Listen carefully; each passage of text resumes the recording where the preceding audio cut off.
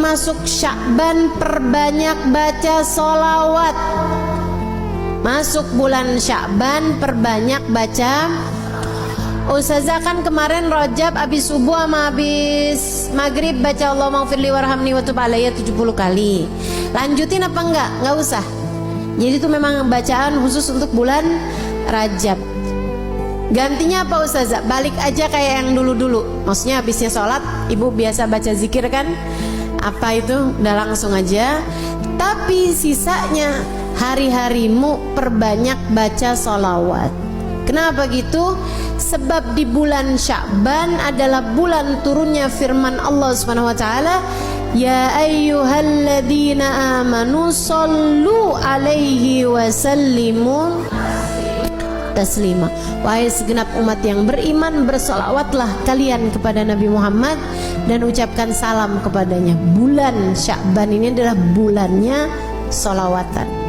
Dan memang bulan Sya'ban ini para ulama menyebutnya sebagai syahrut tahliyah, bulan berhias. Bulan bikin kita jadi kelihatan, jadi tambah cakep.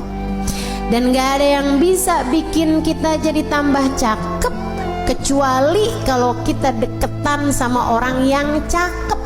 Gak ada yang lebih cakep di alam semesta ini daripada baginda kita Nabi besar Muhammad. Deketi Nabi Muhammad, banyakin baca sholawat padanya, maka kamu akan terciprati cahayanya Nabi besar Muhammad. Dengan itu nantinya kamu lebih siap untuk masuk kepada bulan suci Ramadan. Teman-teman saya sekalian, malam nisfu Sya'ban 14 malam 15 itu insyaallah akan terjadinya pada malam Jumat tanggal 13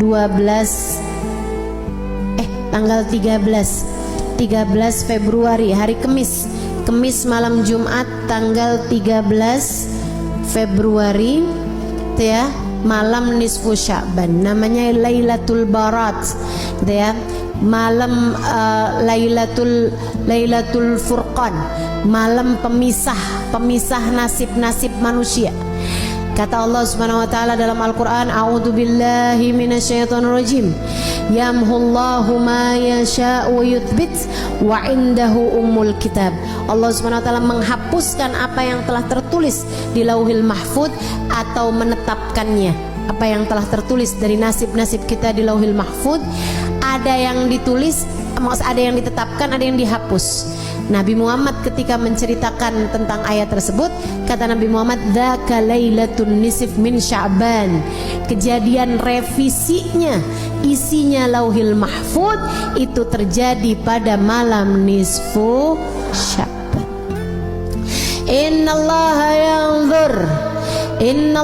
yanzur fi lailatin nisf min Sya'ban fayaghfir illal musyrik wal mudmin wal musyahin. Kata Nabi Muhammad, Allah memandang hamba-hambanya pada malam nisfu Sya'ban. Kemudian Allah mengampuni hamba-hambanya kecuali yang musyrik, kecuali yang pecandu, minuman keras ataupun narkoba dan sejenisnya. Mudah-mudahan Allah selamatkan keluarga kita semuanya dari hal-hal yang semacam ini insyaallah. Kemudian wal musyahin, yang di hatinya masih menyimpan dendam permusuhan kepada sesama hamba Allah Subhanahu wa taala. Itu sisanya Allah ampuni. Itu malam penting, malam nisfu Sya'ban, malam perubahan nasib. Ibu, malam revisi nasib. Nah ini nih, pada setiap tahun itu Allah punya malam revisi. Jadi Allah Subhanahu wa taala ada yang netepin, ada hapusin apa yang telah tertulis di Lauhil Mahfuz dari nasib-nasib kita sekalian, dari rezeki kita, dari keadaan kita hidup di dunia nih. Kemudian lagi termasuk darinya adalah masalah kematian kita, husnul khatimah ataukah su'ul khatimah. Karenanya di malam nisfu Sya'ban kita diajarkan oleh para ulama-ulama kita untuk membaca Yasin 3 kali dengan niatannya masing-masing. Yasin yang pertama dengan niat Allah karuniakan umur yang berkah, umur yang panjang dalam taat pada Allah Subhanahu wa taala, umur yang panjang baiknya, umur yang panjang kebaikannya, umur yang panjang pahalanya. Bukan asal umur panjang waktunya, bukan, tapi yang minta kita panjangin, yang kita minta Allah panjangkan adalah panjang pahalanya, panjang berkahnya, panjang manfaatnya, panjang kebahagiaannya. Mau nggak panjang umur di atas tempat tidur terus? Nggak mau kita, nggak mau. Makanya kita minta pada Allah Subhanahu Wa Taala umur yang berkah, umur yang dalam taat pada Allah Subhanahu Wa Taala. Kemudian Yasin yang kedua kita minta sama Allah Subhanahu wa taala biar Allah karuniakan rezeki yang halal, yang thayyib, yang berkah, yang mencukupi kita. Yang mencukupi kita. Biar cukup semuanya. Lagi mau ngawinin anak ada rezekinya. Kan ya? Lagi mau nyunatin ada rezekinya. Lagi pengen ngasih anak-anak hadiah karena lulus sekolah, ada rezekinya.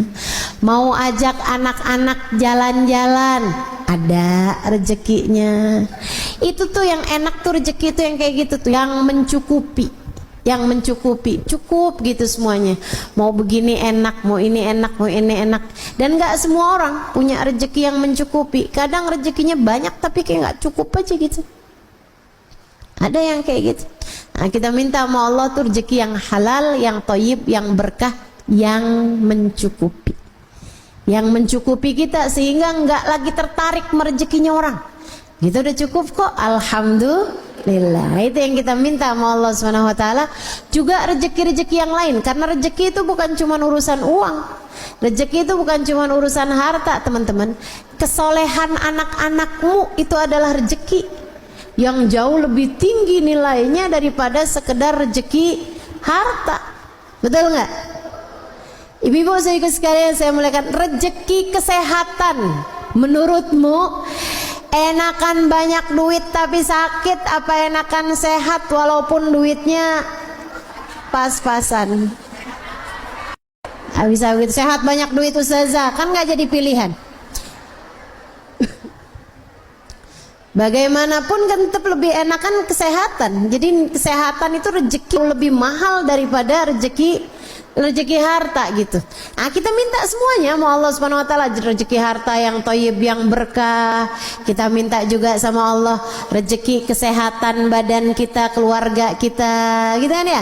Kita minta juga sama Allah kesolehan diri kita, kesolehan keluarga kita, jadi ahli taat semuanya, jadi ahli ibadah semuanya, insya Allah. Kemudian Yasin yang ketiga, kita minta sama Allah Subhanahu wa taala ini yang paling penting dalam kehidupan kita, yaitu dengan niat semoga Allah karuniakan kepada kita kematian dalam husnul khatimah, biar mati di saat iman begitu kuat dalam hati kita.